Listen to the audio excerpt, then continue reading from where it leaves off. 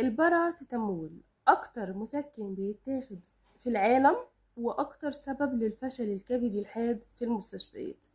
الجرعة الآمنة هي للبالغ 4 جرام لكل 24 ساعة، وللأطفال 60 ملي جرام لكل كيلو جرام في اليوم. أي جرعة أكبر بيتحول جزء من الدواء لمركب سام للكبد اسمه نبكي.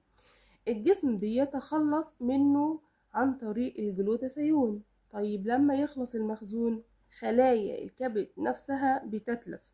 الأعراض الأولية لتسمم الباراسيتامول غثيان وقيء وفقدان شهية، ممكن تتجاهلها، لكن بعد 24 ل 72 ساعة بيبدأ الفشل الكبدي. طيب ازاي نتصرف لو لا قدر الله حصل كده؟ تتصل فورا بالخط الساخن للمركز القومي للسموم، وتتوجه لأقرب مركز للطوارئ. هناك هيدوك العلاج المضاد، هو الN أسيتايل ولازم يتاخد خلال أول 8 ساعات.